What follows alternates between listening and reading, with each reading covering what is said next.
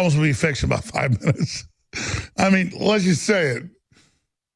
Laura Loomer's got the biggest goddamn balls of them all.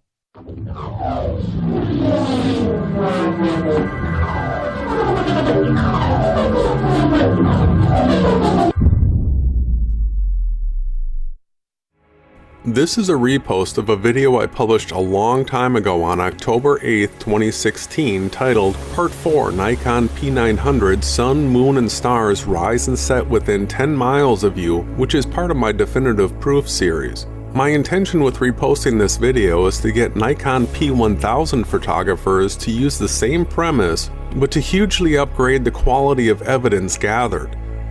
Documenting just how far we can see is essential to disproving the Jesuit heliocentric lie and the Freemason AE map model of a flat Earth. So I wanted to do an experiment to see just how far the Nikon P900 could see with clarity, and I studied Google Earth in my area, and I came up with this location. I have this filming location right here, and the Austonian is the tallest building in Austin. So I just want to show you that the elevation is right in this corner of the driveway right here. I have an elevation of 483 feet here, and we'll go over to the Austonian.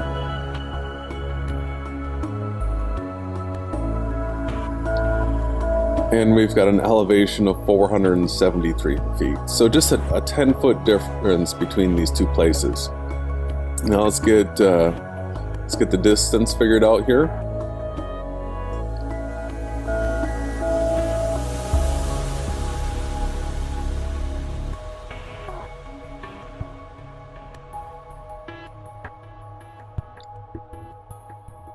So we have a distance of 9.36 miles.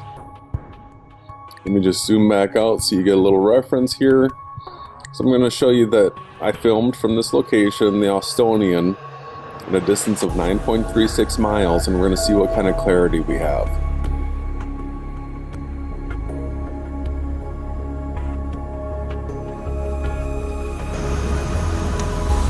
So as I zoom in here, you're going to notice that the P900 has an automatic stop once you get to the end of the optical zoom.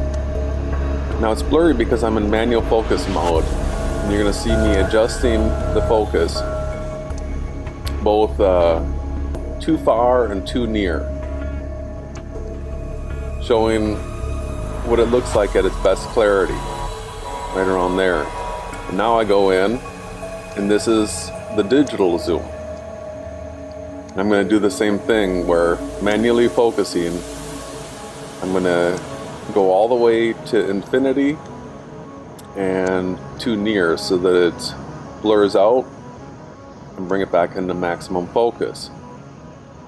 Now at this distance of 9.36 miles, this focus does have to be all the way to infinity, and you'll see that even at that point it's really not that clear.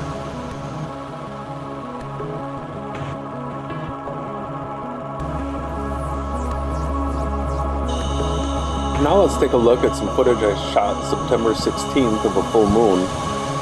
You can see as I'm zooming in here, it's in autofocus mode for this footage. And that right there is the end of the optical zoom, and here's the digital zoom.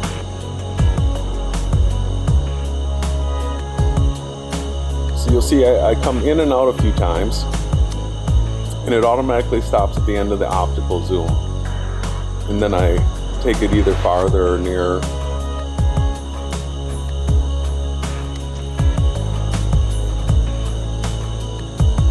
Right there is optical zoom. And there's digital.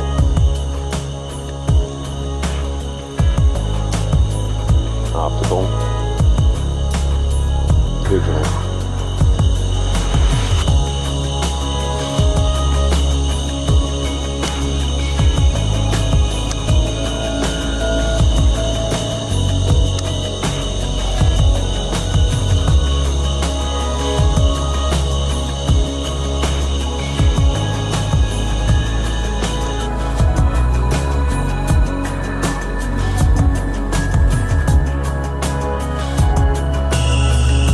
Now here's some recent footage of Venus. Here I'm zooming in. And right there, that's the end of the optical zoom. Now there's digital.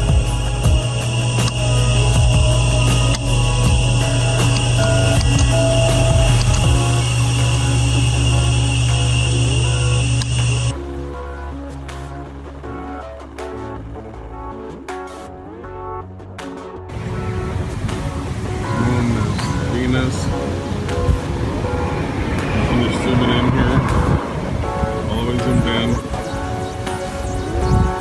Watch.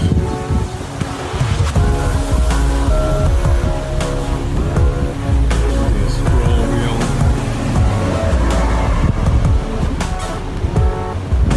Just in the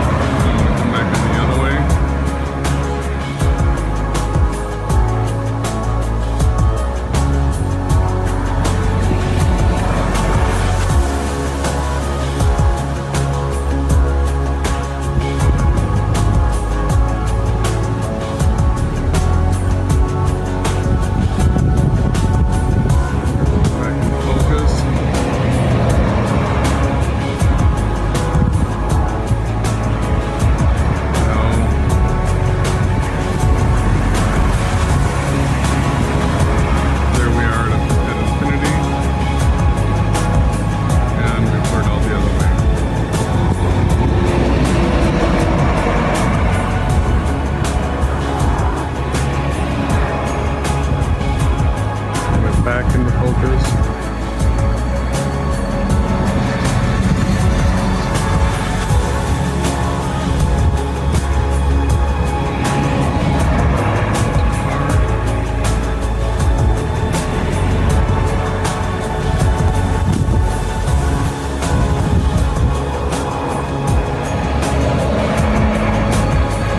Right about there.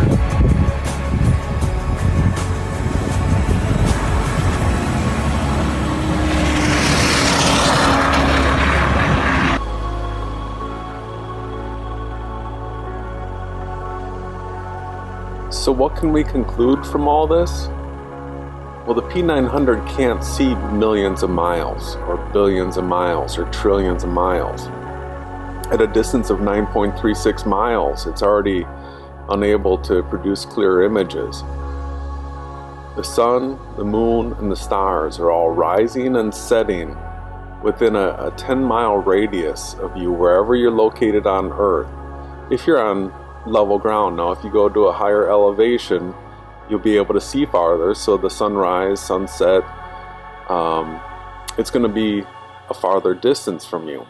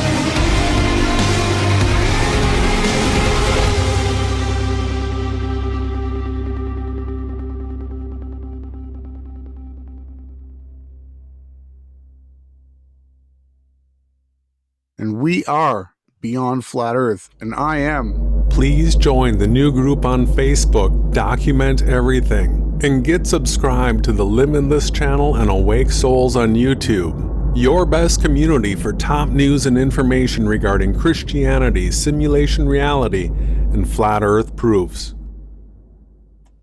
Boom! What a video, brother. I loved it.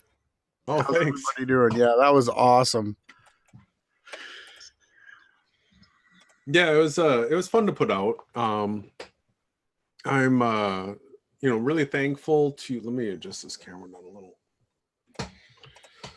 little. Really thankful to Derek with what he's been doing on Facebook, and I want to promote the group that he's started. I think it's perfect for what we need to be doing in this time period that we're in right now.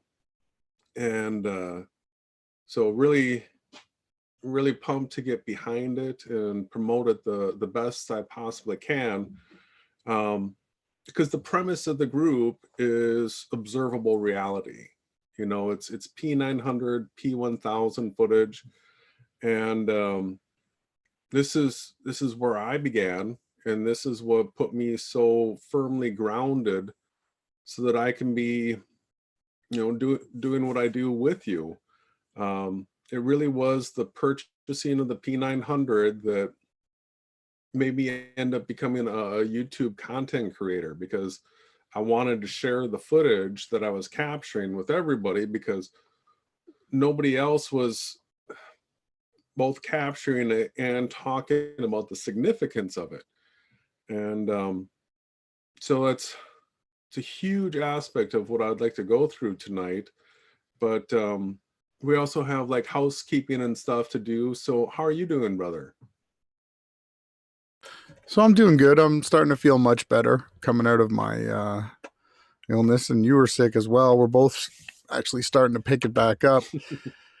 So much stuff I'm seeing going on. It looks like the fake flat earth is cannibalizing itself. I'm working out as hard as I can, and doing the best that I can to become a better person, and working on everything from, just trying to make a difference with everything that we do in this life. Praying for everybody. And, it's just insane, some of the stuff that I see going on. I don't know if it's real. I don't know if it's, they're trying to get channels to say a bunch of keywords that, probably shouldn't be spoken about unless, you have concrete evidence. What do you see going on? I see a lot of mockery. Well,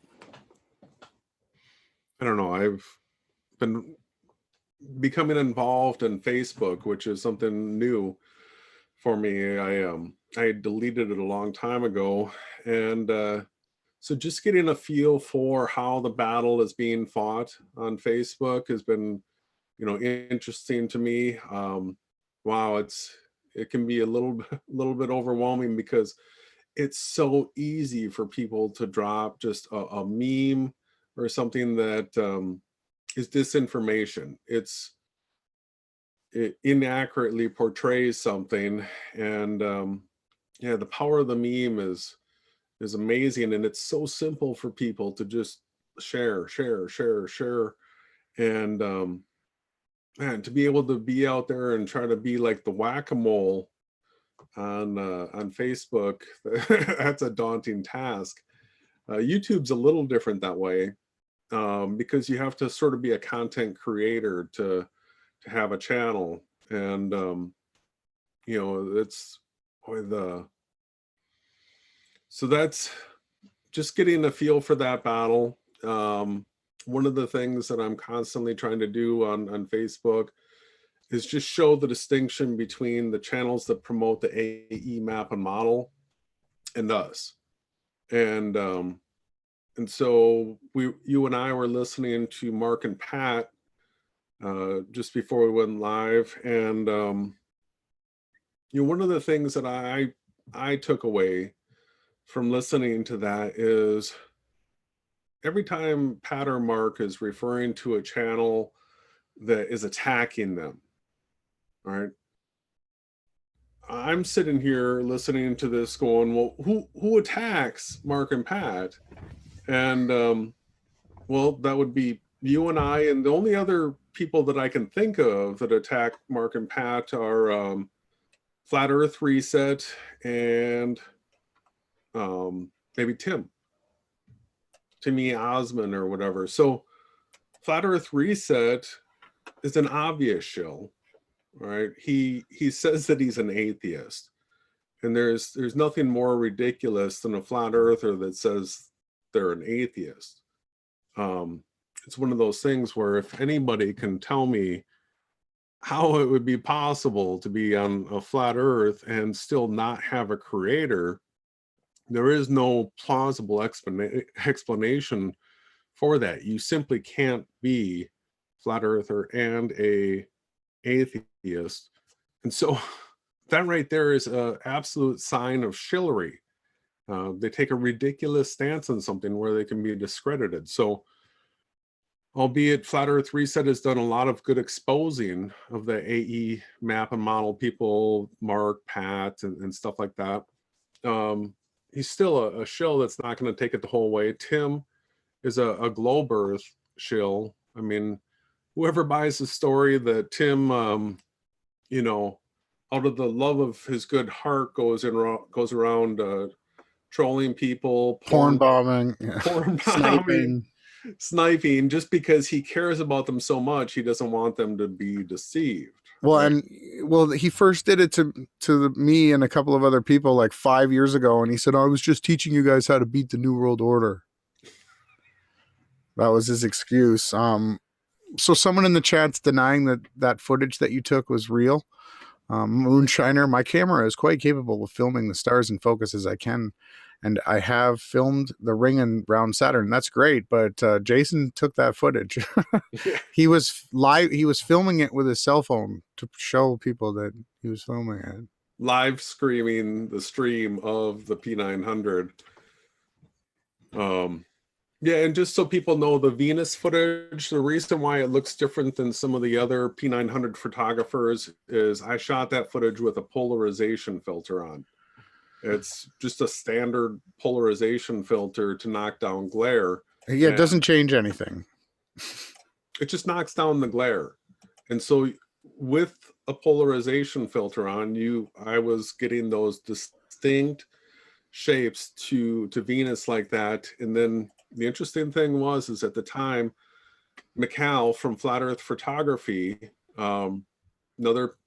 he was a YouTube content creator for a while. He stopped. I talked to him yesterday.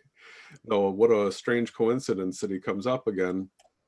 But so he got a polarization filter, put it on, and in the same time period that I was recording that footage, he got the same shape like that, except at a slightly different orientation. And we found it super interesting that, well, he was at a different latitude, right, than me. So no, that's all undoctored footage. We are not the fake flat earthers that, doctor up our footage, nor the Glober shills that doctor up their footage.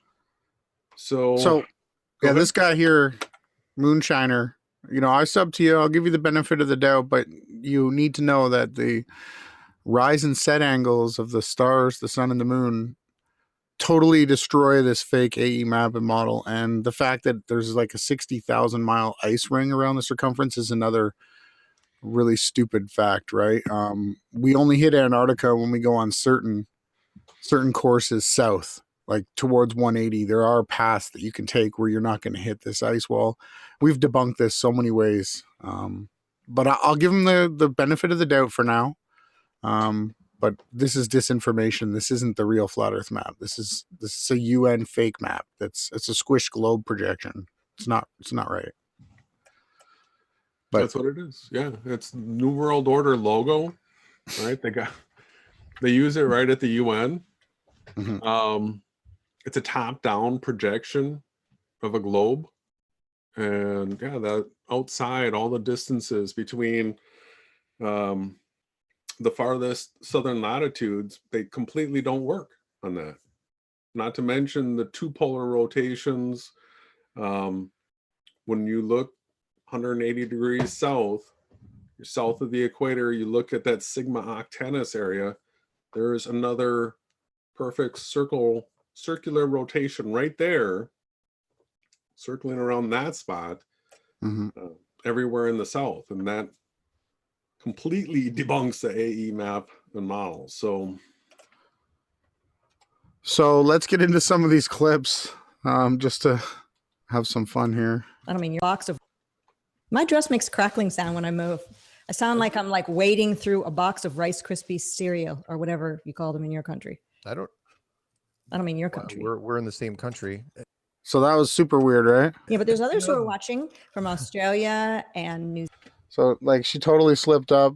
Well, we think Mark's Canadian or whatever, maybe, or Found this. Here, that's Exactly. why. Anyway, we are not amused. We are not entertained. And it was pretty bad tonight. It's pretty crazy the level that they're getting to. Like, I don't know. This looked awful lot like, is she trying to mock people? The strawberry. It doesn't look like, it looks like blood. Is she trying to mock her viewers? I don't know what the mind control technique is that they're, what is the deal with intentionally drinking in a hangout and making such a deal about it? Like, you know, and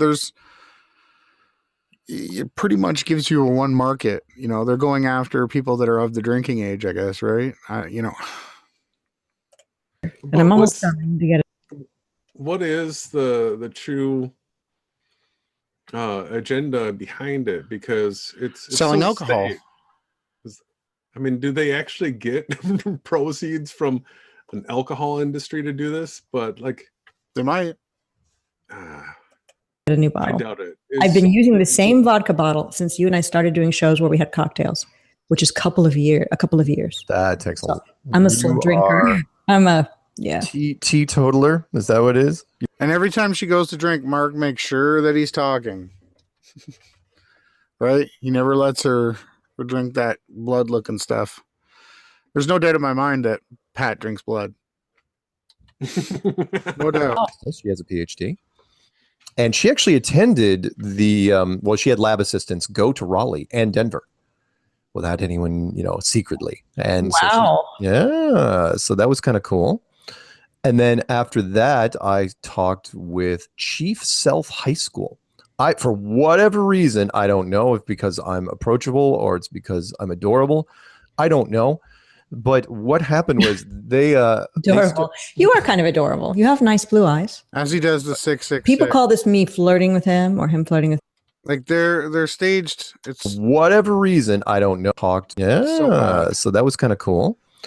And then after that, I talked with Chief Self High School. For whatever reason, I don't know if because I'm approachable or it's because I'm adorable. I don't know. But what happened was they adorable. You are kind of adorable. You have nice blue eyes. People call this me flirting with him or him flirting with me, but really, you have beautiful blue eyes. It looks like a reptile. I tell you that. Patricia calls it as she sees it.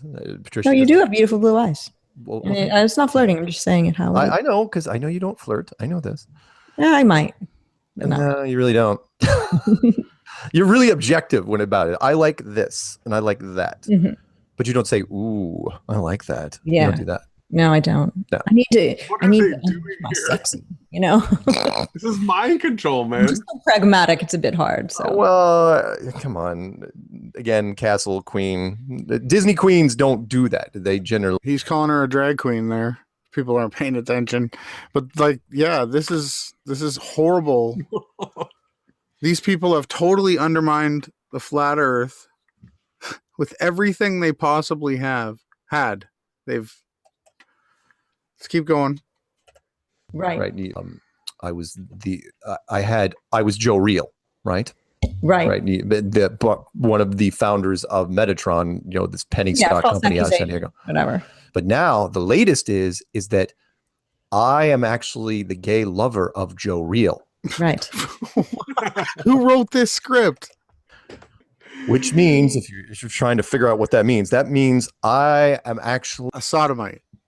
That has to be a self-admission. That's the only way that could ever come into the script like this.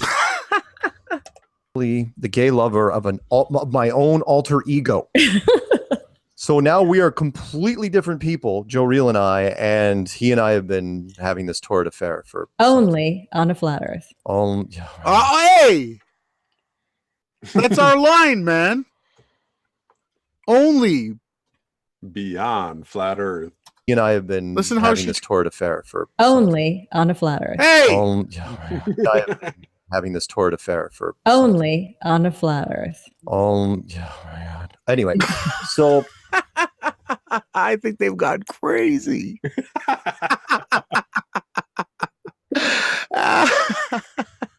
Oh, let's keep going. They're good. The next thing going to be only beyond. They're the.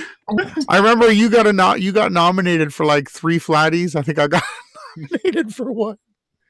They were like, got nominated. That was so hilarious. If people go and watch the live stream, because we were voting for ourselves, and they read us out loud. But you know, they are the ones that go to YouTube and say censor these guys and flag their videos. Some flat earth parents keep it entirely to themselves and don't tell their children. I mean, I'm not telling flat earth parents to do anything. They're the parents. I am not. I have no right to tell the parents to do anything or not do anything.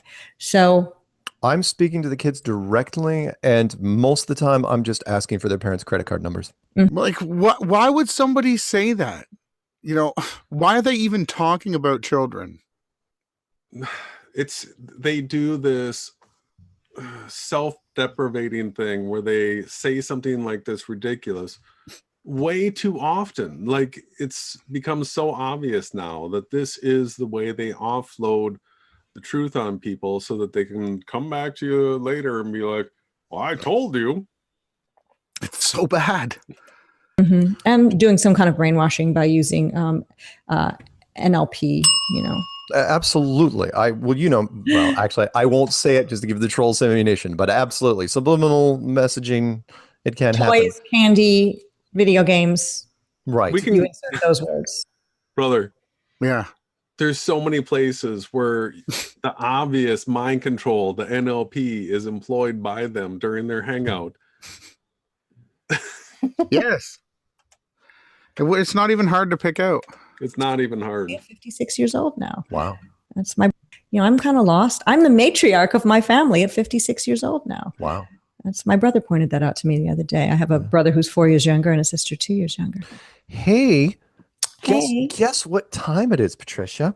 Time to close the show? Well, first time for a drinky poo, and then you're going to drink. Wow. Out of the bottle? I've been drinking out of the bottle. You know what? I was reading chat and I didn't notice. This is you and me, exactly. He's a Taurus. I'm an Aquarius. Those don't match in astrology. He's drinking out of the bottle. I'm drinking out of a glass. But yet. What? People think we're adorable, apparently.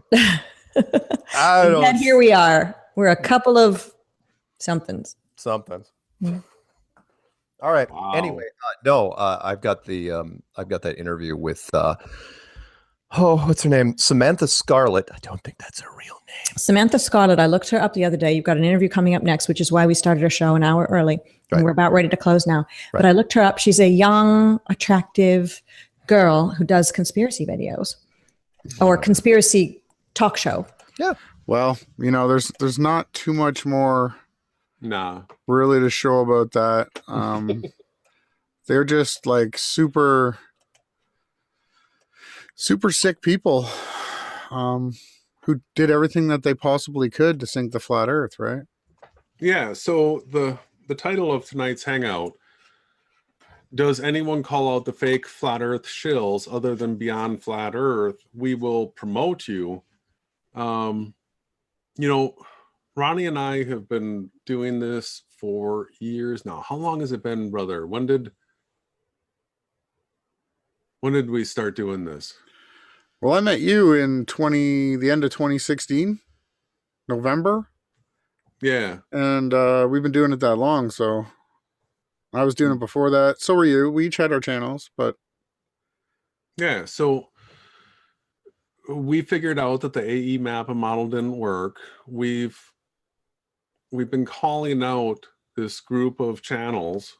It's always the AE map and model channels, right? That's the common thread between it all. And who's going to stand up against these people? Is anybody else fighting against them? Can the chat please help us? Are there anybody else out there calling these people out?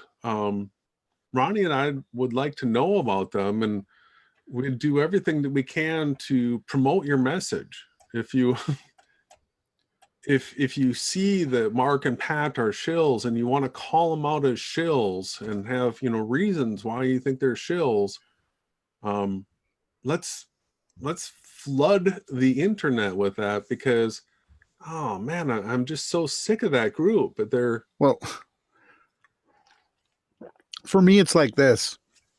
What I used to love to do, what my channel used to be, was just somebody that shared other channels' videos, you know, mixed it my way, added an intro and an outro in the middle, added some graphics, and tried to find inspiration and tried to inspire other people. And, you know, there's been a few videos lately, but there hasn't been one where I was like, you know, besides this Robert Forsch and some of the stuff that Derek Laborde has been doing, you know, that's basically it. The Flat Earth Reset crew, you know, are just a bunch of Satanists, atheists, and I can't really share their material, even though, you know, they do a lot of copying of what we do. But, you know, I'm looking to find inspiration out there. I'm looking to find other people who are sharing the truth and looking for it. all right. So let's move on to more of a positive direction as to how do we just take control of the truth and drive, you know, the shills and all that out of here. And I got a confirmation in spirit this afternoon. There was a Derek Laborde had posted something on Facebook, and he had dropped something in a Flat Earth group, and this clouds behind the sun, what you're showing right here that Robert Forsch filmed, this right here, you know how Math Powerland is really stuck to just like one message, photo or painting, right? Photo or painting. Yep. He thought that photo or painting was all a person needed to prove flat Earth, right? Well, I totally disagree with that. I don't think that has near the power of clouds behind the sun, because clouds behind the sun is something that the reason why we put those words together is because with the P900, the P1000, we can clearly see clouds behind the sun. What that does right there is it destroys the heliocentric model, right? Boom.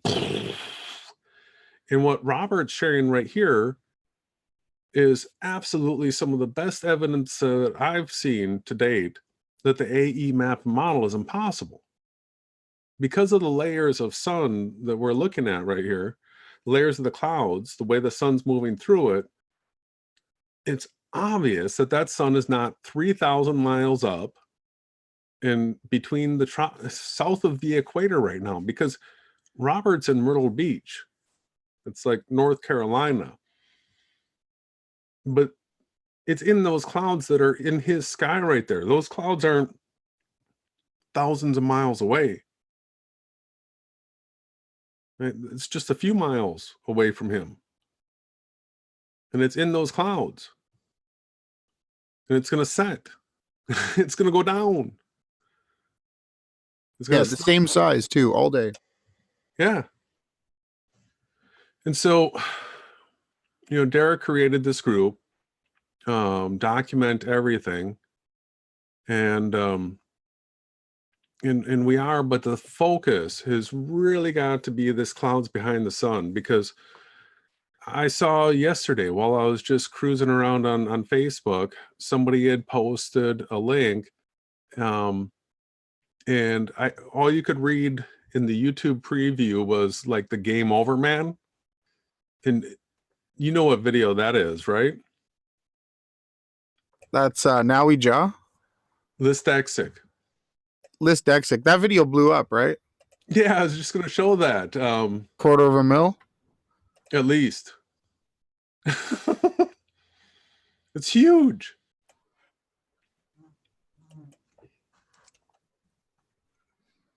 I guess I was kicked out. I got joined back up in the group, but here it is. If you want to show that, you can take the screen share. What a night, guys. Do you have the footage? No. Okay. I'm still looking for it, but I'll get it. Well, here it is. So the backstory on Listexic, he learned about clouds behind the sun from you and I. Do you remember that? Yeah. He went out and got his camera. He was part of the team.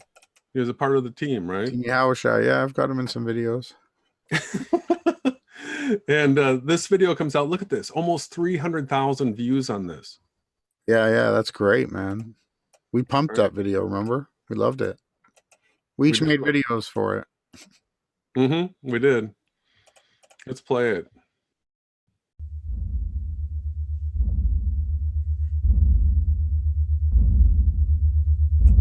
Oh, I like the version on my channel. We'll watch this one.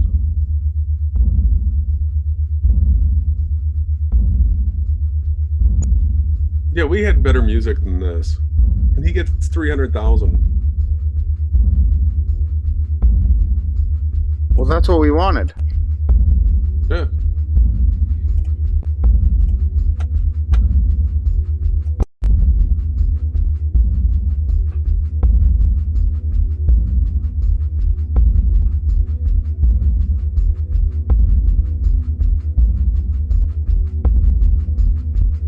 His music's good.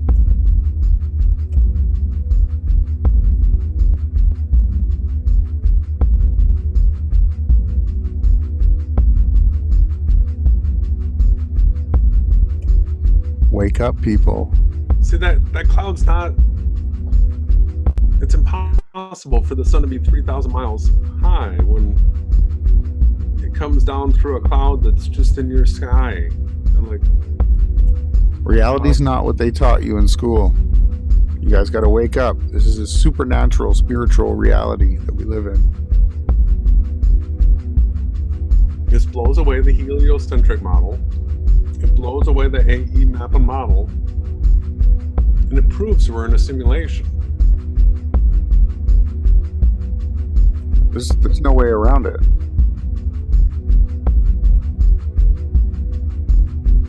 This has got to be the focus. Simple. Well, there's other proofs as well. Rising and setting, different color suns, different colored moons. All that can be filmed and documented. You know, multiple people with clouds behind the sun from different angles, different places. That hasn't been done. Yeah, I've got some ideas from some experiments that there's no reason why we shouldn't actually set goals and begin observations. I don't want to go Nathan Oakley on you. Yeah. Well, they are observations. That's what we're going to do is observations. And then, you know, if we really just go full clouds behind the sun and make that the dominant part of our message for waking people up, you're going to have the people that are going to take the cognitive dissonance McWest way out. Yeah, it doesn't work though. Sorry, focal length. So you can zoom in further on the McWest test with the film.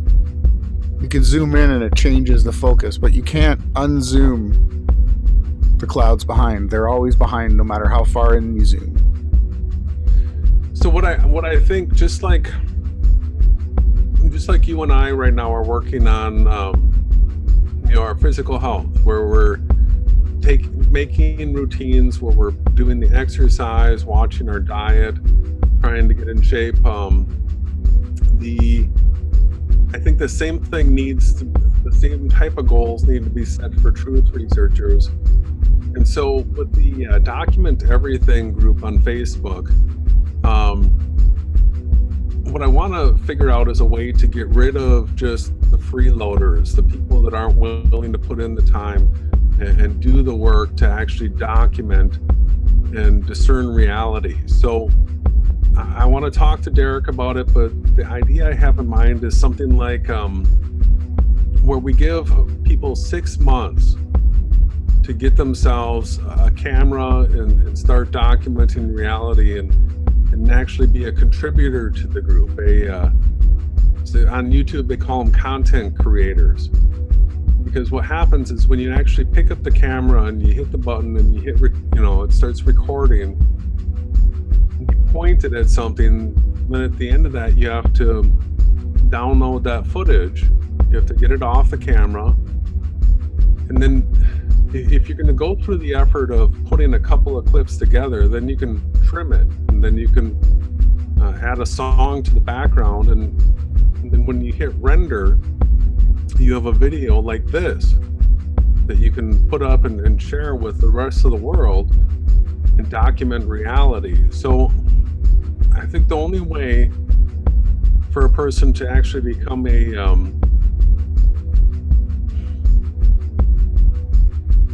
you got to do it yourself. You have the process of going through it and actually doing it. So the idea is something like we give people 6 months to start putting up footage, and after that,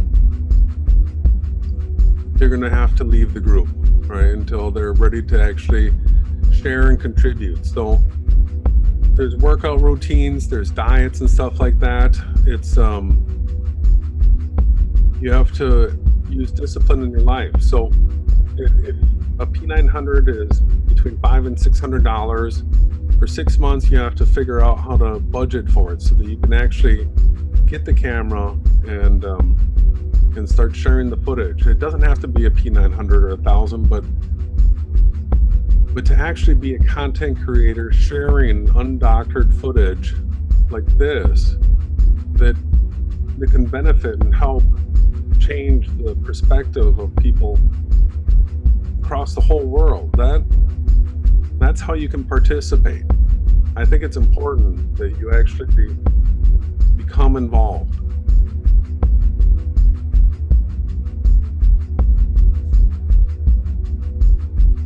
Just look at that. Put the shadows off the clouds. Where did the sun go? Right there. So yeah, if you're out there and you're creating content now, please comment below and let us know that you're sharing videos. Sometimes if you leave a link, it'll get put into the spam filter. But if you just say, hey, Jason from Awake Souls, you know, I make videos, I'm calling out the lies and deceptions, we will share your work, right? If we agree with what you do. And we want to help you too. And we want to be as much a part of what you do as we are what we do. We want to share everything with everyone. That's been the goal from day one. So, you know, or, you know, Limitless, hey, Ronnie, you know, I've got some video to check out, you know, check here, send us the links. You can email us at awakeeeple, AWAKEEPLE @gmail.com or awakesouls @gmail.com. We're always looking for more people, and also in the group, right? Document everything. Well, what I would like to hear from people is that they want to contribute, because then we can overcome any of the problems that a person might have as an objection as to how they think they might, you know, reasons why I can't contribute. You know, if it's money, then maybe 6 months isn't enough time. But what we can do is we can help a person say, well, if you can save $10 a month, you'll be able to achieve your goal by this amount of time. Or maybe you could save $20 a month towards something that you consider to be something important for yourself, to be a part of sharing the truth, fighting for the truth, being, you know, an observer, a documenter, a researcher that way. But you can still upload videos as well, and title and tag it and put a link in the description box back to the channel owner, like Terry Zoppy does. We showed him how to do that. You know, if you don't have a camera on yet, you can still, you know, get involved and share people's footage, or, you know, there's so many things. You can even take pictures like with your phone. Like, so one of the other experiments that I'm looking for is, I'd like to see someone who has a sun setting and the sky being orange, and someone who has a sun where it's bright white yellow, and at the same time. And, you know, what is your angle to the sun, and what is that person on the other side of the map, what is their angle and color in the sun?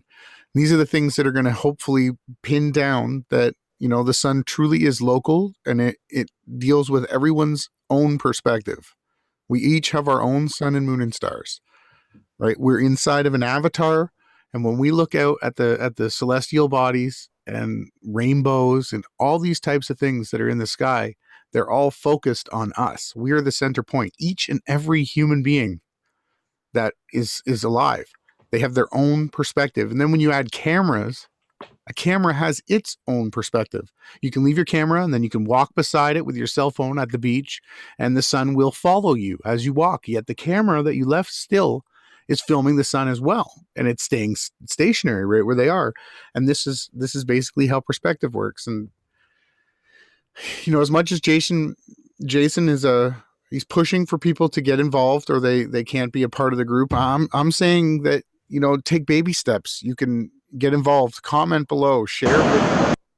There's so much more you can do. And it's probably going to be a lot better for us to focus on things where we can teach and share and focus on positive things and observations of the reality, instead of focused on, you know, glow busters and all these people, because that's a dead train. Like, it's going over the cliff. There's nothing they can do. It's over. Bob and Jaron did what they planned to do, and Mark and Pat are basically just going to go on mocking people and trying to steer it off the road as much as possible. Yeah, that's where I see the focus that I want to keep is on clouds behind the sun, and simple things. These footage from the P900, from the P1000. Let's focus on what we observe. That way we don't have to sit around talking about domes and ice walls. There's no footage of any of that. We're not going to be talking about 24-hour suns that never set below the horizon. There's no footage of any of that. So let's talk about observable reality. And one of the things that the group, I could see a fun experiment for us to do is anybody that has where they're at a shoreline where they've got some distance. So this Robert Forsch is out in Myrtle Beach, so he's got the sunrises on the East Coast there. And when I first got the P900, it was sunrises on a beach that I was able to get. So I was amazed the first time I recorded with the P900, you know, this glob that comes up, right? And it's got this sort of Pac-Man skirt to it as it's coming up, and it becomes more and more pronounced. He zooms in and out a bunch. You've got his B footage. I think this is from his iPhone. Maybe. But then it comes up to this point right here where it's like the light sort of drips off on the bottom. And oftentimes if the camera's focused in closer here, you see the shimmering real distinct just in this little circle underneath here. You'll see some of it here. And keep in mind that this is only 480p from him. He didn't upload like 1080 or 4K. So we can put up, 4K footage, super high res, And but this, you know, he still has awesome content here. But look at this.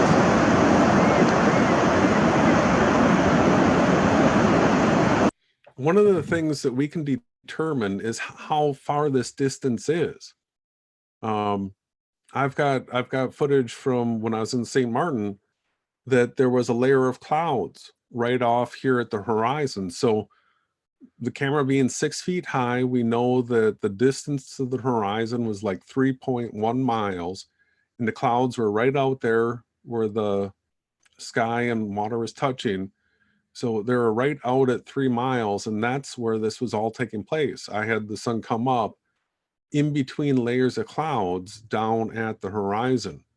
So since we know that this distance right here is just over 3 miles, we can coordinate an experiment where somebody that has a sailboat, you know, there's plenty of sailboats out there. It's not that hard to find somebody that has a sailboat that's willing to take the sailboat out, because, and that's really the purpose of having a sailboat, is to take it out. But if you were to just coordinate with somebody taking a sailboat out along a beach, it would not be hard for a person that is capable of sailing to set a heading towards where the sun's going to rise and know that they would be arriving at the like 3 mile distance at the time that the sun would be rising. So then what we would have is we would have a benchmark out there where we could have GPS coordinates, right? Doesn't have to be from a satellite, but we do have exact coordinates of where the boat's located. So we'll have measurable distances and watch the interaction of what would take place as a sailboat was out here at this distance, because one, at that distance, we would expect to begin seeing the sailboat shrink from the bottom up, and then to have it right out there at that, you know, predicted distance, to see its interaction with the sun. Could we see the sail go into one side of the sun and out the other and be illuminated on the back side? That is a strong possibility, but until we actually set something up like that, you know, where I was recording before, my sunsets, I was overlooking the airport, and a number of times I came really close to having what I thought was going to be a plane that was either landing or taking off, going right through the sun at the airport, which would have been incredible. But my elevation was a little too high, so I could never have the sun be that close to me, right? Because my elevation was too high, the sun was setting off miles further. So the sailboat test on some shore could be easily, you know, carefully and easily calculated, where that sailboat would be tracking around in this area during sunrise. And it's you know, it's a low cost experiment. It's just a matter of timing it where you're at the beach at the right time, that the person that has the sailboat, you know, is calculating how long it's going to take to get out there and be in position. You know, because the photographer can move up and down the beach a little bit to keep the shot aligned, but it wouldn't be that hard. So it's an observation, not an experiment, but we can create an experiment with it by changing some of the spots where you're filming from. You know, you can work through the scientific method, but then you'll have to come up with a hypothesis. And what I just suggest is that you actually go and find a nicely elevated place that is looking, you know, due east. So you can, you know, position yourself and then go out 45 minutes before time and date tells you the sunrise, and just watch and film it. You know, you can use multiple different cameras. Anything with, you know, 62x and up with the zoom will get you nice photography. You know, solar filters are nice to screw on the end, and some cameras are good off the sunrise and sunsets, and then it gets blasted out with light. But yeah, you know, if you have mountainous areas or hilly areas around you, you're going to have a harder time, you need, to be at the ocean, obviously with what Robert's filming, and where you have it paused. It's interesting because it really does show that local spot of water is glistening with the sun, yet the sun hasn't made it across the face of the water to the observer yet. So it kind of only could happen if the sun was right there. This would not be a possible observation if the sun was 92,000 million miles away, or whatever it is. Even if the sun was 3,000 miles away, the clouds that are behind it would have to be 3,500 miles away. And we know that those clouds are between 3 and 10 miles away from us most of the time. So, and someone else asked in the chat, he's trying to figure out the illusion of the disappearing sail ship. So I've covered that. You just type into my channel in the search bar, the best flat earth perspective video.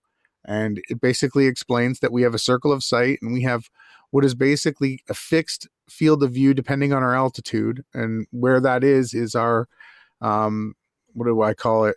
The vanishing point is where on the flat plane and the horizon where the sky meets the earth, that after the ship passes your vanishing point, the edge of your circle of sight, you will see less and less of it until it disappears from, you'll see the last of the mast. Now that is on a flat plane, not on a ball, right? Because if it was on a ball, we would see the ship tip forward. But what we see is a parallel ship, and slowly but surely as it makes its way across the flat earth, out of our circle of sight, the tallest part of that ship will be the last thing that we see. And as it sails towards us, the tallest part of that ship has what's called the largest field of view. So the higher you are, the larger your field of view. And it's really basic, and that is how the flat earth works. And everybody should be sharing that information, but they don't, right?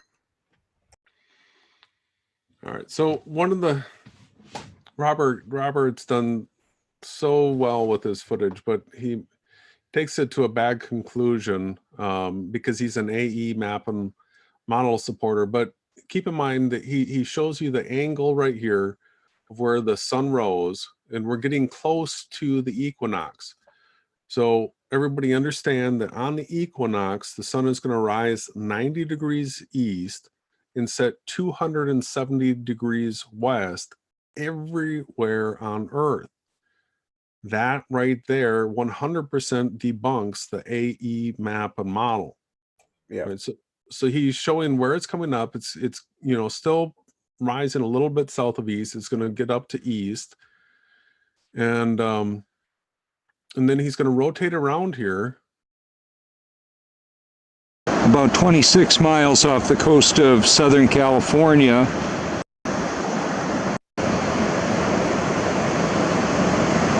The sun will set roughly in the middle of the view right there.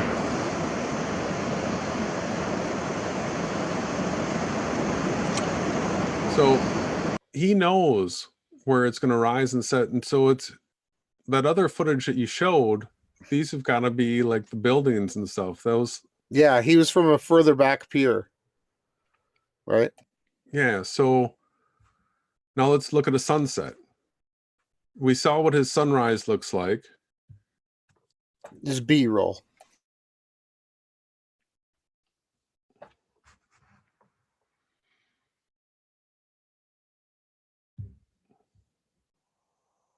And remember, there's the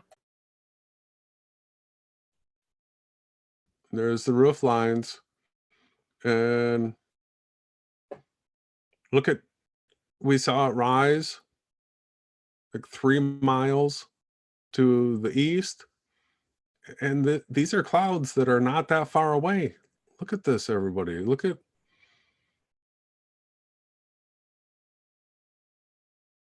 just sets on the other side over there.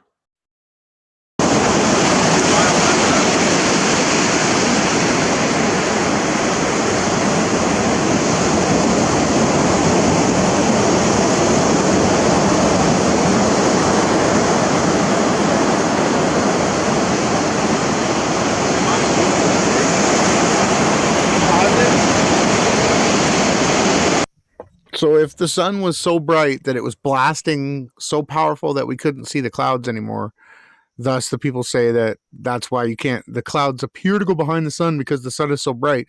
How can a tiny little bird fly by and not be obscured by the brightness of the sun? So often we see that. You can see when a bird flies across the face of the sun, as long as the camera has been zoomed a long ways. That is focal length. And once you have a whole bunch of focal length, the things that are out at a similar distance are going to be in focus. And so you can clearly see the birds fly across the face. They're not being whitewashed out. You don't have to even have this little bit of a cloud in front, this haze. This can be a perfectly clear sun, and you can see the birds fly right across the face of it, no problem. And so no, it's not the brightness of the sun that's at play here. You can clearly see up at the top here, the clouds that are behind it. Watch as it goes down.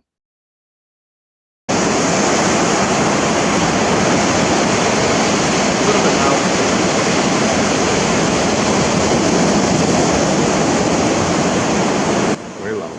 Nice sound though, very peaceful. It is. I love it.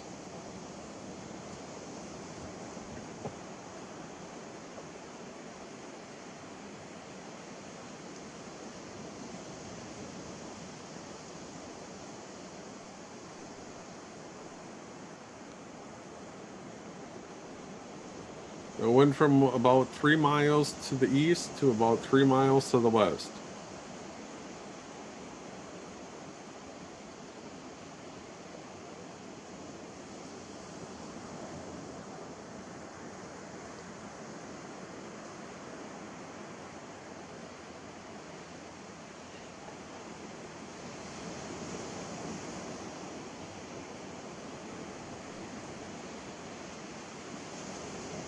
Do you see how this busts the AE map model?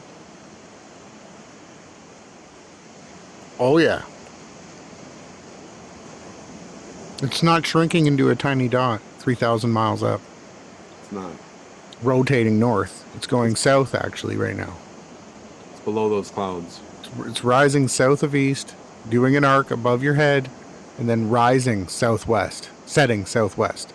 And soon it'll go straight up, due east, above your head at midday. Depending on your latitude will be how your angle to the sun will be, and it'll set due west. It'll do a straight path right arcing over your head, and that happens twice a year, and that would be a straight path. That would be impossible on a circling sun. Yeah, the altitude is set by your latitude. That's right. The closer you are to the equator, the more directly overhead it's going to be. And then 45 degrees north means that it's going to get 45 degrees high in the sky.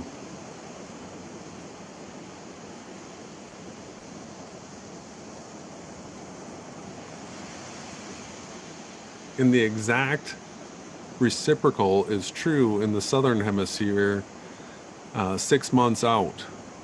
Yep.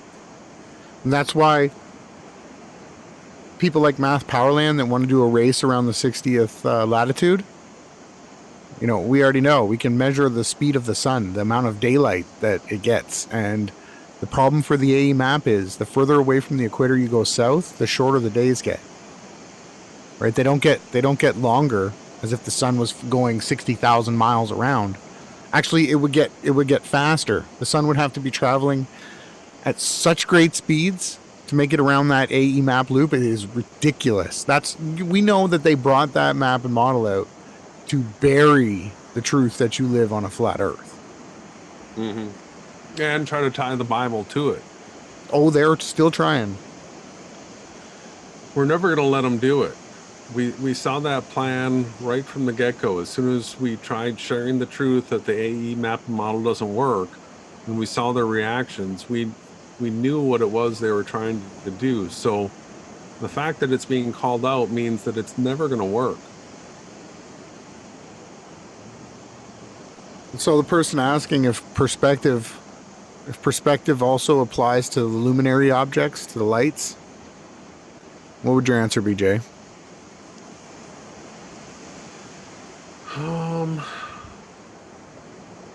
the evidence points to the sun being rendered at a constant distance to us based on our elevation in an arc. So it's not getting closer to us. It's always being rendered to us based on our elevation. Fixed. So it doesn't operate due to perspective the way telephone posts do on a country road that's flat. Nope. Because what you're seeing is things closer to you and things farther away from you. The sun is keeping a fixed distance based on your elevation. If all of a sudden, if you had a drone along with him, see, this is another thing. You take the drone alongside you, you run it up, where you can see in the footage right here, the cloud bank that it's going into and setting into. Then the drone footage, it's not going to see it go into that cloud bank because it's now at a higher elevation. You're going to see it off at a push distance to the horizon. Yep. That's exactly it. And no one's ever seen a sun shrink ever in their entire life. That's not what we observe. It's when you take time-lapse photography from like an iPad or a GoPro, because of the sun's brightness on a time-lapse, you'll have a distorted sun, and as it sets, just like with your naked eye, if you look at the sun at midday, it's going to hurt your eyes. You can do it. You can train your eyes. But when you look at it at sunset, you can look at it the whole entire time, right? It comes into focus. So therefore, they're saying the glare and the blown out sun then goes back to its original size when it sets. And all you have to do to disprove that is use your naked eye or zoom in, because the focal length of the camera that you're doing the time lapse in is actually a greater distance away from the sun than your eyeballs are. So, there's some trickery that went on by David Weiss and people like Flat Earth Photography. Mikkel, he was one of the first ones to really bust them. He went out and he did a time-lapse camera and showed the glaring sun shrink, and he was also filming it with his P900 at the same time, showing that the sun never changed size. He measured it with an overlay on the screen and showed everybody clip for clip. And it was a really well done video. Yeah, he did a great job with that. He gets the credit. He showed exactly how David Weiss was faking a shrinking sun. Just time lapse. Gives you that effect.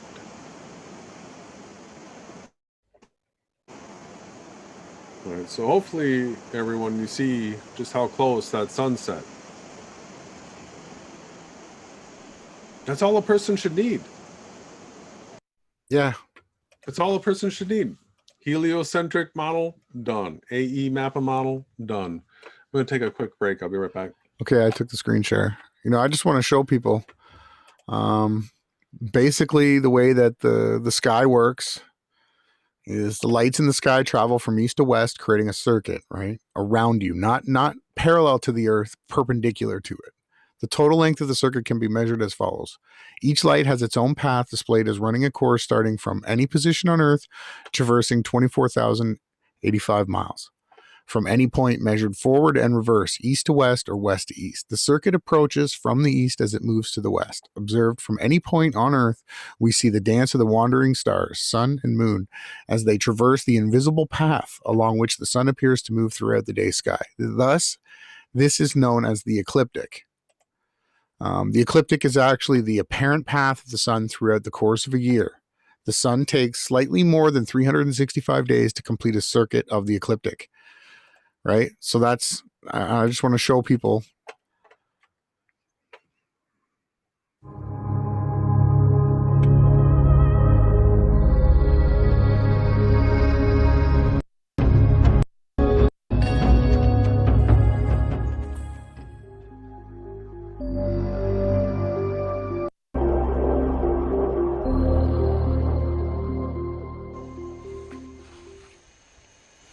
Let's use this globe to investigate the issues around sundial construction. We'll start at the North Pole. During the summer months, the Earth is tilted towards the sun, creating 24 hours of sunlight at the top of the world. The shadow cast by the extended axes at the North Pole moves across the landscape. You notice he said creating light. He didn't say having the sun above it. As the Earth rotates. Placing a dial over this post, we have a sundial. 24 equally spaced radiating lines representing 1 hour intervals. Every 15 degrees of rotation is equivalent to 1 hour. This sundial works perfectly, displaying time as the Earth rotates.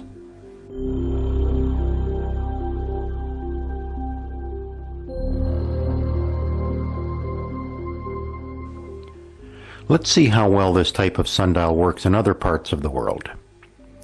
The equator is the line of latitude that circles the center of the Earth, halfway between the North and South poles. Let's place our sundial on the equator.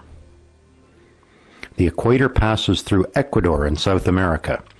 Our sundial is located on the equator at longitude 77 degrees west. I will rotate the dial so that 12 noon is pointed north. Notice how the shadow changes as the Earth rotates. Unlike the rotating shadow at the North Pole, the shadow here at the equator just changes length. Okay, that right there is a huge problem for the AE map. This is a straight path shadow.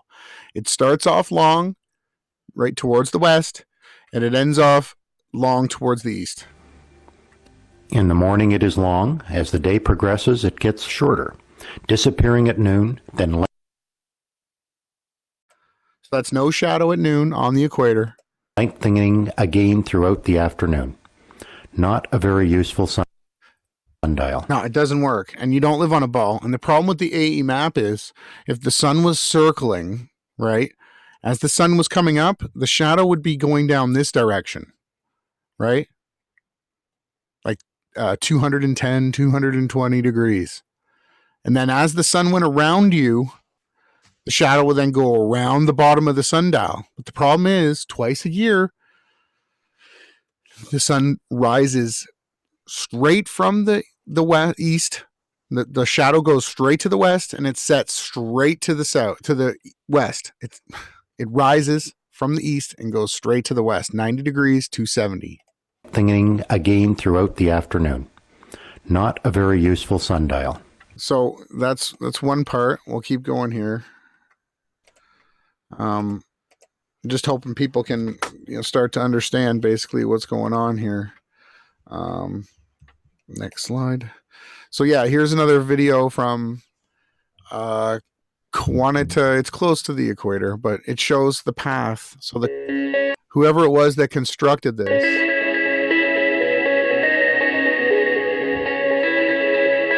set it up so the sun's path on these days would travel straight along this curb here. So if the sun was circling, the shadow would be going around the curb, not straight along it.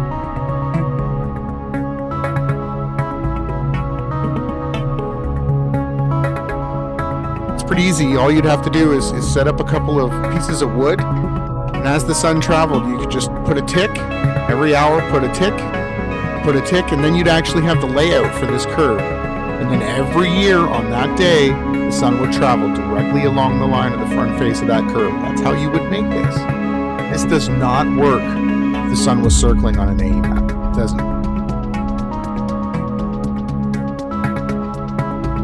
Unfortunately, this destroyed the AE map and model and got me, kicked out, banned, mocked, ridiculed. And all I was trying to do was share the truth. That was it. And, we went on to further explain that, in the winter months for the Northern Hemisphere, or hemiplane, however you want to say it, in the north of the map, the sun rises from south of the equator and circles overhead and sets south of west. So then for a person standing here, the sun is going to be rising off the bottom, off the face of this map, coming up, going overhead, and then setting down here. But people on Earth actually see it going above their heads. Well, and the star trails from all those locations. Well, here's the star trails, people. If the Earth was, just watch, if it was spinning around us like this, centered on Polaris, the stars would never set. They would circle up in the sky, right? This is impossible. This only has one pole. No one has ever seen the stars do this, what we're looking at. No.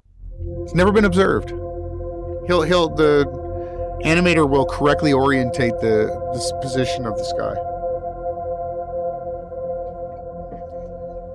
There's only one pole on this map. The bottom of the map, underside, would have to be the southern hemisphere, I guess. And the spherical radiating, the sunlight wouldn't work either on this map. They try to put it in this stupid dome.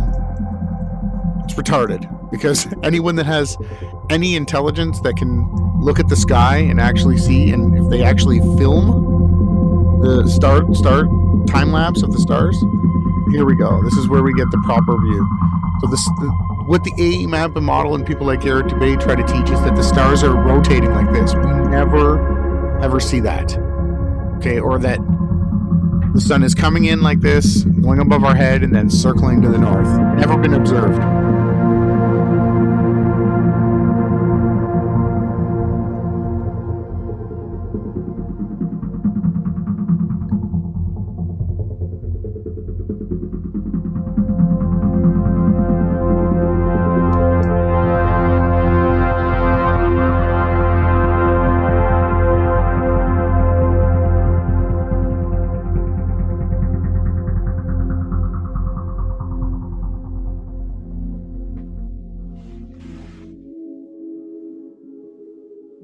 Have you ever seen this, Jay? No. You've never seen a moon come in like that. Never. The other problem with the moon is people on different places on the map would actually see a different illumination. Well, not only that, brother, we've totally shown how this right here is this always same rotation, where it's like always a right-hand turn as it's going away from you, right? Yeah, north, right hand, up to the north.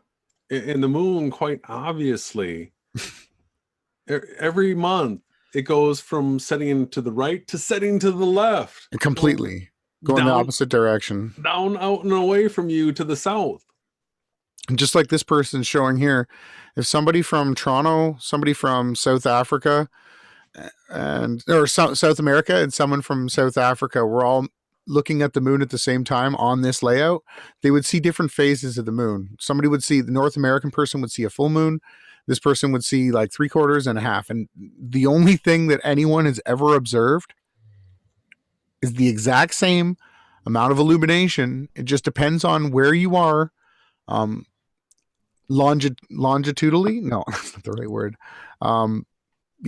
East to west is where your bearing changes.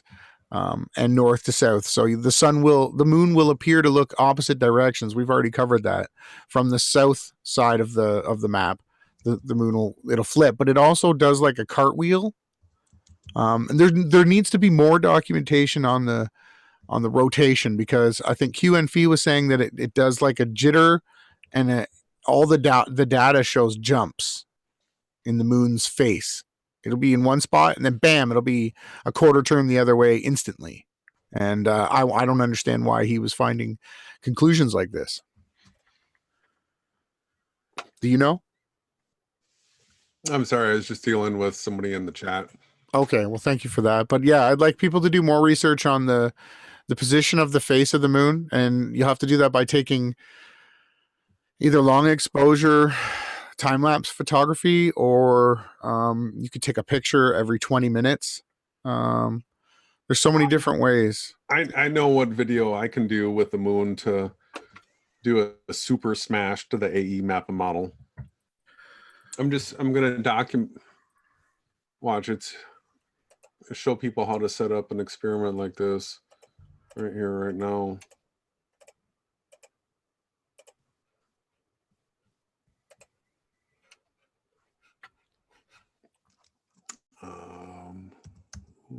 No, let's see. I want time and date.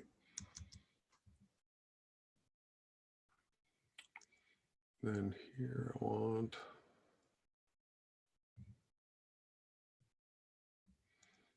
Moonrise, moonset.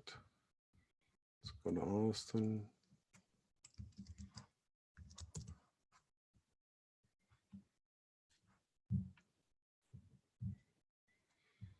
So I'm just looking for the next.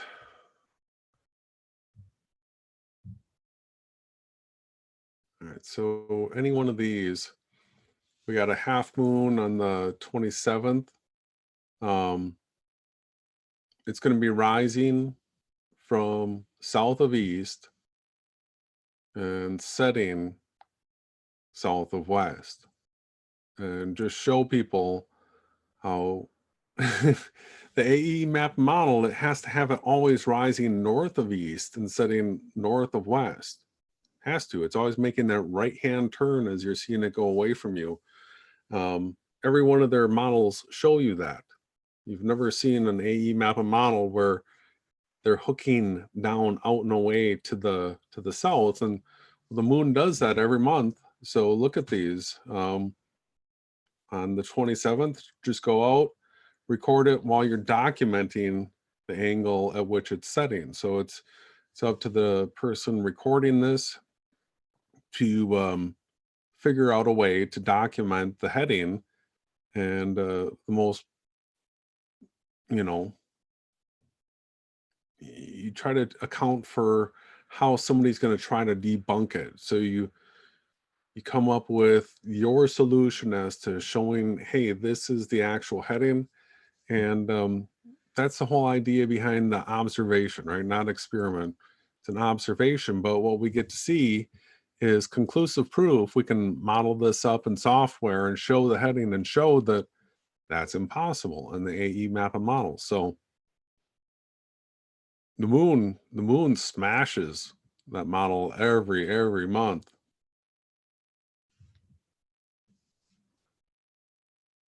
And I had this open too. So we'll just go back to this. This software here, I'll drop the link in the chat. This is good for if you're putting together experiments and stuff. This is going to show you. I didn't copy.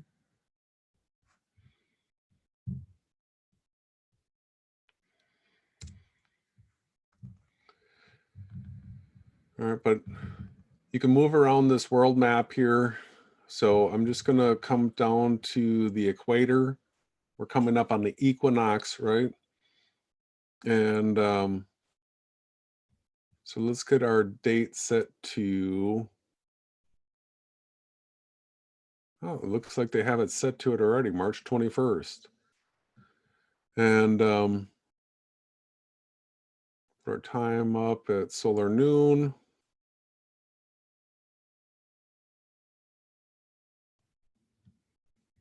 And let's see here.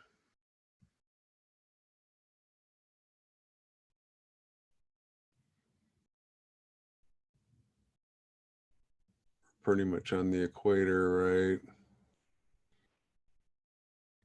right? Right there. So get your orientation here. We've got north facing towards us on the computer right now. Watch the sunrise from the east. All right, see how it comes up here? Comes up due east, comes directly overhead. Look at the arcing path. It's holding, it's maintaining its distance to us this whole time based on our elevation. And it's going to set due west. All right, you see that straight path like that? Now, if we move north of the equator, move this up here to like Toronto. Look, it's rising due east. Rising perfectly due east. It's going to come around. Toronto's up here where, they're 48 degrees. They've got for the sun's highest point, it's going to come down and set due west. Now, let's really blow away that AE map model. Let's come all the way down here, farthest south, right? Ushuaia. Now, all right, look at our orientation here. Now, we're going to have north pointing away like we're looking towards the equator. And the sun is going to rise 90 degrees east. It's due east, right? Everywhere on Earth, it's rising east. It's going to come around. It's going to hook back down around and set due west. See, this is where we're getting the clouds behind the sun, down here in this elevation right here. But a person in the south can clearly see that the sun comes up, due east, around like this, sets due west, everywhere on Earth, east, west. The AE map and model can't work. Now, what we missed here, nobody went down super south and recorded this that I know of. But back at the winter solstice, if you were down here, look at what you would have seen. When the sun rises, it's coming up from this extreme southeast. You see that? It's got that extreme, like horseshoe-like path. Look at this. So far, it's not even, now it's finally east out here. Comes up and hooks down, out, and away. Down, out, and away.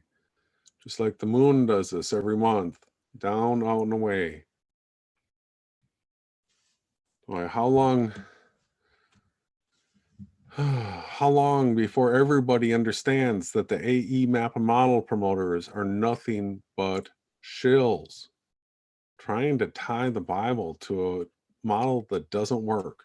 Well, I can take it one step further than that, brother. Not only do I agree with everything you said, but I can add more to it. Even Robotham himself, listen to this from his book. The following simple experiment will be interesting as demonstrating the fact that the sun's path is centric with the center of the Earth's surface. So he's trying to make you think that the sun is circling around the North Pole. Let the observer take his stand half an hour before sunrise in the month of June, or any of the summer months will be better than winter, as the results will be more striking. So right off the bat, people, do you see what the problem is here? You see why Jason and I call out Robotham as a disinformation agent?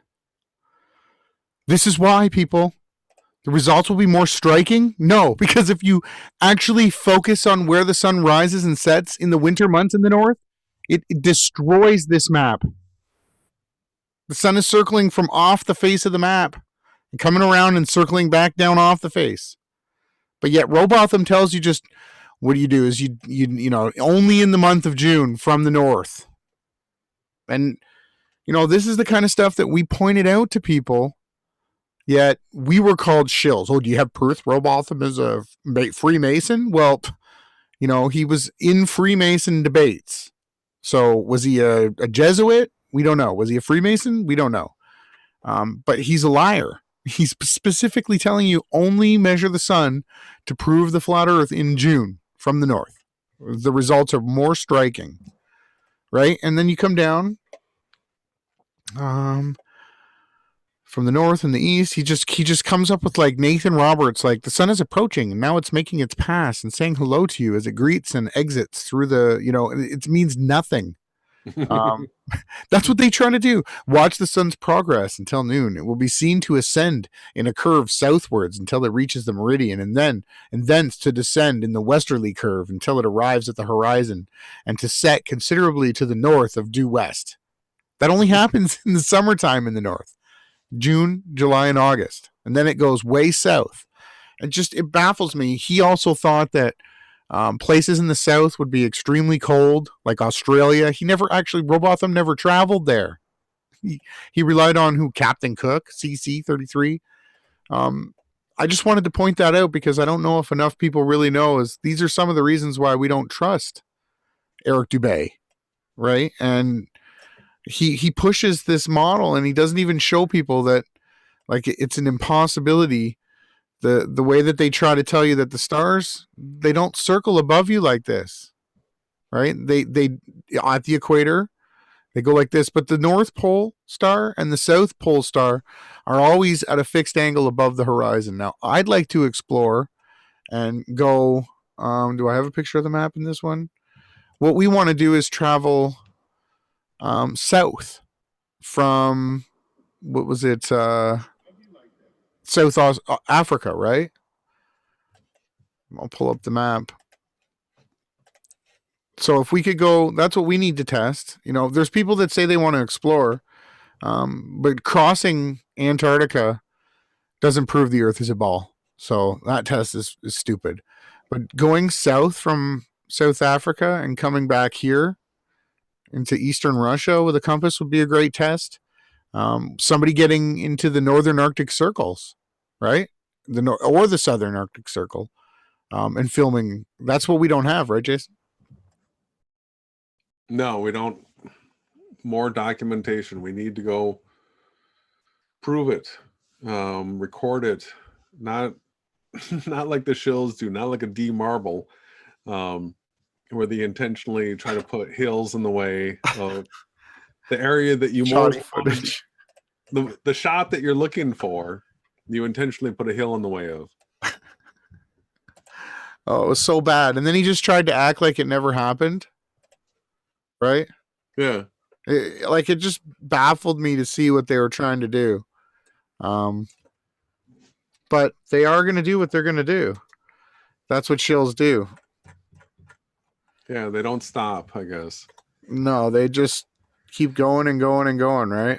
Well, and that's the reason why we need people that are willing to call them out.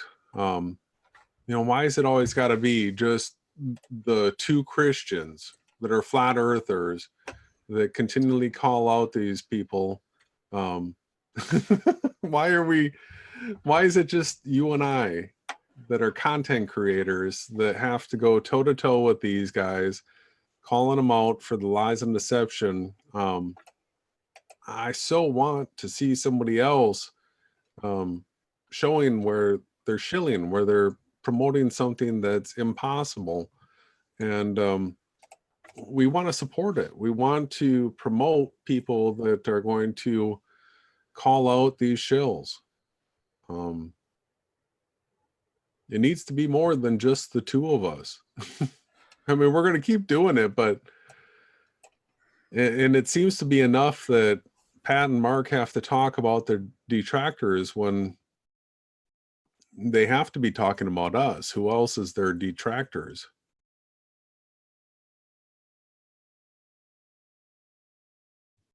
Yeah, so this person, we know, like, Robotham, what did they have? Hot air balloons, if that, when he was alive, right? In the late 1800s. They didn't even have, like, high-flying airplanes yet. For us to trust anything that guy said, he was just, like, totally trying to paint a narrative. And one of the largest proofs that Robotham was either never existed, made up by modern-day CIA, or he was debunked and he went away.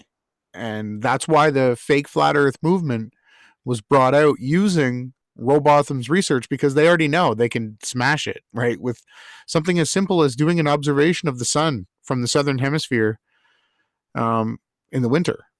And when I say hemisphere, I just mean like the southern part of south of the equator. South of the equator. So you can break the earth up on this map into 4 sections. There's this section, there's this section, there's this section, and there's this section. This is the northern half, this is the southern half, this is the eastern half, this is the western half. And this is exactly how it works.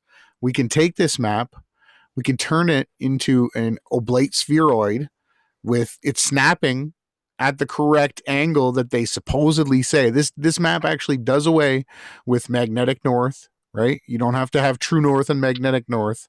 Yeah, the magnetic declination map you can just toss out and just follow those lines of longitude straight north. There's your Antarctica right there. Looks like an elephant or a baby duck. Completely wraps together, one click, really easy to do. No other map can do this. And not only that, but then we can overlay it with the stars. This is the celestial navigational chart, and the way they break it up with the celestial center right here. And we can show you that this one here turns into a croquet ball. It's incredible that we can render these things up. Jason and I are just carpenters. I'm not a graphics designer. I can't code. I need work on typing skills. I've spent a lot of time editing videos, and I've spent a little bit of time in Blender here, but like there's a little bit of distortion because the map isn't perfect. I took a screenshot of a map online and then colored in these things myself. I had a little bit of help from QNF, but I had to go in. Look, you can see I didn't do a perfect job, but you can clearly see that it forms these perfect rings, right? Like if everybody doesn't understand, there's your prime meridian. Right? There's your north celestial pole and your south celestial pole, right? There's two of them. But when we unwrap it and go back to UV editing, there it is, people. This is look at how it wraps together. See this line, this red line here on the bottom? Isn't that amazing? It's not perfect because my UV skills, aren't perfect. But I did it quickly, and I sort of lined it up. I could have done it better. There's multiple ways that you can adjust it. And we just try to do our best. That's all we can do, right? I could probably get it better if I sat here and really worked on it. But this is what Jason and I did. We went out and we did the research, and we tried to figure out what it could possibly be. What is our reality? What works with all the observable evidence that we could find. And I know I'm just rambling, so. Well, and clouds behind the sun, in my opinion, is the quickest way to get a person to the deepest truths of our reality, because it eliminates the heliocentric model. Right? If the sun's 93 million miles away, you can't have clouds behind it, but we do, right? And so that's one of the things we talk about now. They say that Earth's atmosphere goes out and around the moon.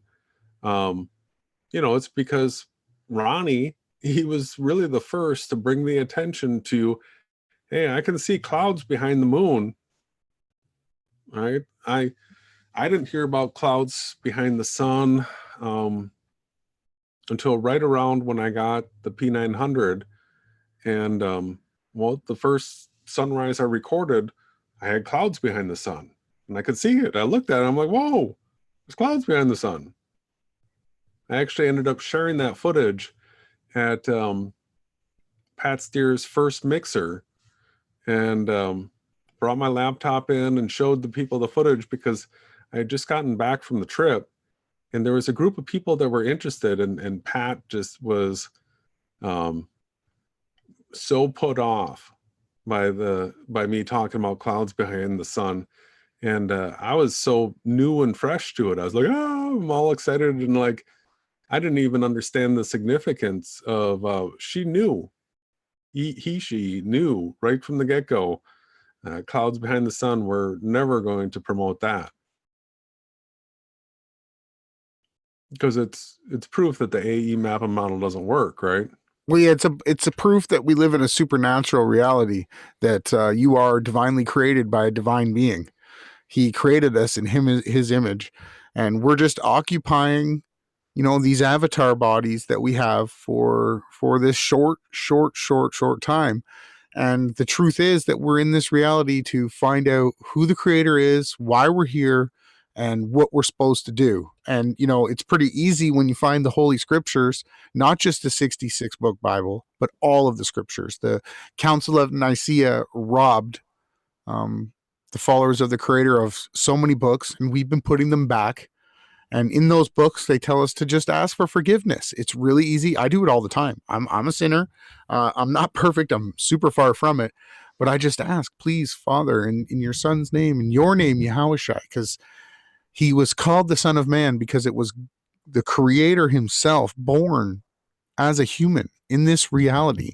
And it was a supernatural birth, and he did supernatural things the entire time he was here. And all we have to do is believe on him. And he will, basically, what we teach or share, what the Father shares with us is this is a supernatural reality likened to a video game reality or the movie Avatar. And if we do those things, like he's like, hey, I love these kids. They love me. They reach for me. I have a relationship with them. I'm going to upload their spirits, and I'm going to download them into a new reality where they can be infinite, where they can be limitless, where they can be all loving, all powerful, just like the creator. He's going to give us, we're never going to be hungry again. But the problem is that it's a very narrow path that leads to the way, and you can't have any lies or deception. It has to be all truth. Well, the amazing thing is the time period that we're living in. So like you said, all that amazingly true. The time period that we're living in is super special as well, because, well, we can identify it, this great deception, the heliocentric lie. We're in the time period where the truth has been revealed. Earth is not a spinning ball in space, right? It's flat. And then there's a group of people that did the research and have come to that conclusion and know it's true. So this time period is also, all the evidence is there that judgment's coming, that the people that didn't fight for the truth, well, they failed the test.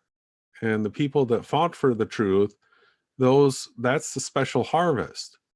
That's what set you apart from the rest of the world. You rejected the lies, and you were willing to face the ridicule and the scorn for doing so. So that's the time period that we're in right now. And everybody, I hope you understand that if you understand sports analogies, those final couple of minutes in any game, basketball, it's like 30 seconds can last you like the last 5 minutes, but the last minute or 2 minutes of a hockey game, last 2 minutes of a football game, this is where we got to really fight to win the battle. And the way you do so is fighting for the truth and against lies and deception.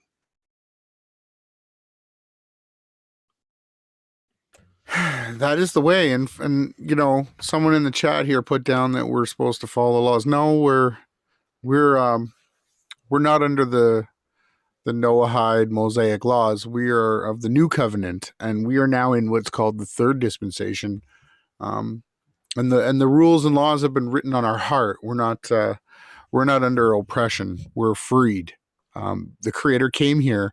He promised Moses, because when he appeared to Moses as the Almighty, the people were so afraid. And, he also made a covenant with Adam that he would come and live a sinless life and redeem Adam from his mistakes. And that's what he did. And he came 5,500 years into it. Or no, 45? What's that? What 4,000 years he came. 4,000 years. Adam was in Sheol, and all of the people of the Old Testament were also in Sheol down there, and Yahawashi freed them, right? Mm-hmm. I guess you're in the chat. And so it's pretty easy, guys. Like Jason was saying, if you've done content, you have videos that you want to share, please get a hold of us and let us know that you've got stuff that you want to share, and we want to share it. Yeah, we teach that the heliocentric model is like the Mystery Babylon school. it's the Big Bang evolution cosmology, where they get you to believe that you're an ascended God, that you rose out of the soup, the primordial soup, and, you know, became all knowing and all powerful, when really we're all just fallible humans. We can all make huge mistakes. We can all hurt people. We're just people, right? We don't have any special powers in this reality, except for the fact that once you realize you're in a supernatural reality, a simulation, for the lack of a better word, you are freed. Yeah. Well, is there anything else you wanted to cover tonight? No, that's it. All right. Well, it was a great night. I guess just in quick summary, clouds behind the sun. I really think this needs to be the focus. You know, I might start making my own t-shirts. That I'm not going to sell t-shirts. But I'm going to go full promotion of clouds behind the sun, because it does so much, by eliminating heliocentrism and the AE map model all in one fell swoop. It lets a person know that they are in a simulation, and you know, they're either going to be honest with what's observed, or they're going to take the Mick West cognitive dissonance way out. I know that the broad and spacious road is going to be littered with Mick West cognitive dissonance people, and a few people that have learned to actually trust their senses. You know, when you look at something, can you tell the difference between this is now in front of, or this is now behind? If you have depth perception, you will understand that you're in a simulation. So we'll find out who has depth perception. Where are we going to find that out? Only beyond Flat Earth.